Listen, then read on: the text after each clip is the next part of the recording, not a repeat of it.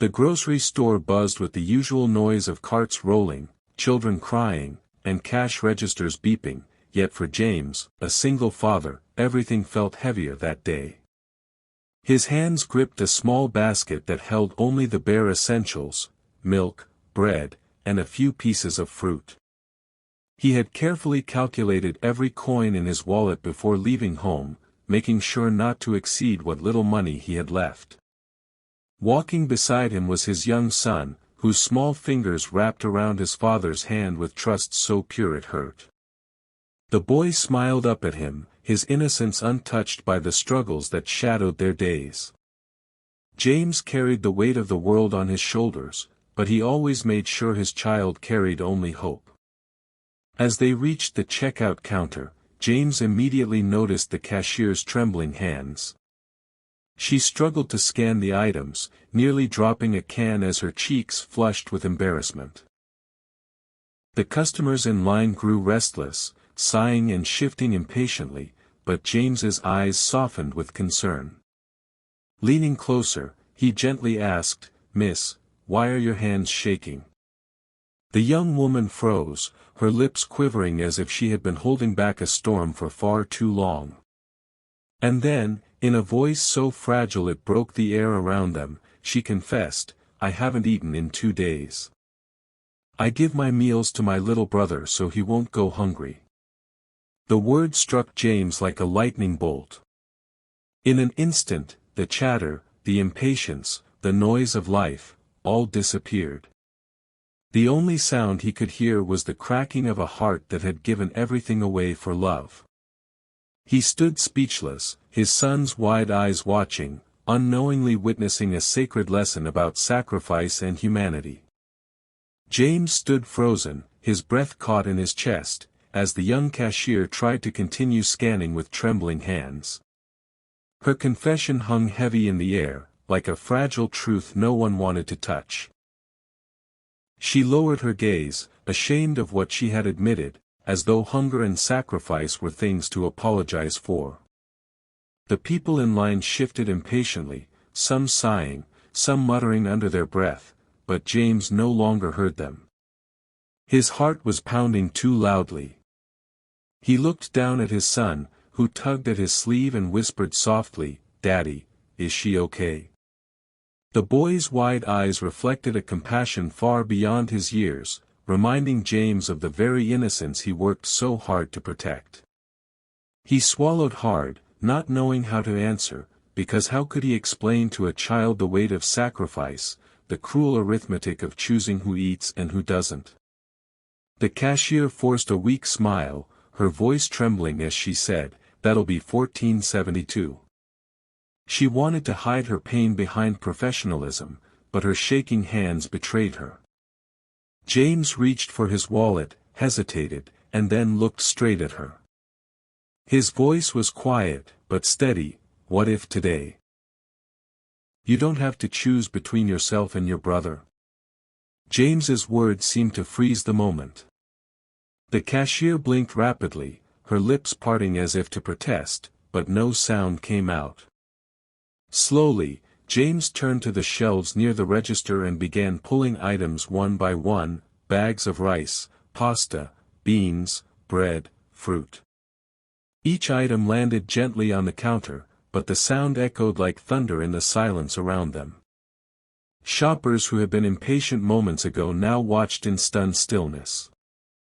The young woman's eyes widened, her hands trembling harder, though this time it wasn't from hunger alone, it was disbelief. "Sir, you don't need to do this," she whispered, her voice breaking. James smiled faintly, the corners of his tired eyes softening. "I know I don't need to," he replied. "But I know what it feels like when your sacrifice goes unseen." His son stood taller, his small chest puffed with pride, as though his father had just become a hero before his very eyes. When the total appeared on the screen, James hesitated only for a breath before sliding his last folded bills across the counter.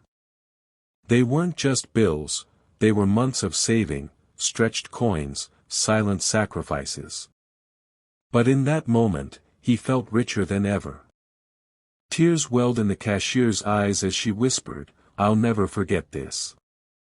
James leaned forward gently.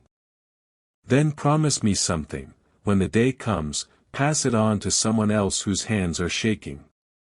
Days slipped quietly into weeks, but the memory of that night at the checkout never left James.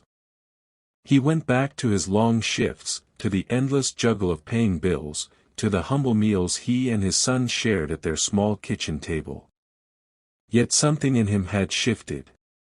He carried a quiet peace, knowing he had chosen kindness even when his own pockets were nearly empty. His son carried it too, in the way he spoke with gentle care to his classmates, in the way he whispered, "Daddy, I want to grow up kind, just like you." Those words meant more to James than any treasure. For the cashier, Emily, the food James had bought changed everything. No longer skipping meals, she grew stronger, her brother healthier, her heart steadier. With each bite, hope returned. She studied harder, worked extra shifts, and slowly saved for something she once thought unreachable, college. One rainy evening, James returned to the store. Emily wasn't at the counter. Instead, another worker handed him a small envelope. Inside was a handwritten note, "Because of you, I finished my exams. I've been accepted into nursing school. I'll spend my life serving others, just as you served me. Thank you, Emily." Tears blurred James's vision. His son peeked at the note and smiled. "Daddy," she passed it on. Years flowed by, carrying with them both struggle and quiet victories. James grew older, his once strong hands now worn with calluses that told the story of years spent working for survival and love. His son grew into a man, carrying forward the lessons of humility and kindness that had been planted in him long ago. But one season brought with it an illness James could not fight on his own. The hospital bed felt cold, machines humming beside him, his son seated faithfully at his side, fear hidden behind determined eyes. Then, the door opened. A woman stepped in, her white nurse's uniform pressed, her posture steady, her eyes warm with compassion. James's breath caught in his chest, Emily. No longer trembling, no longer exhausted by hunger, she now stood radiant, strong, and purposeful. "Mr. James," she said softly, tears glistening as her voice wavered with gratitude, "it's my turn to take care of you." His son looked from Emily to his father, stunned, realizing the circle of kindness had found its way back home. Emily placed a hand over James's, whispering, "The man who fed me when I was starving will never be alone." James closed his eyes, smiling faintly. "I thought I saved you. But maybe you were sent to save me."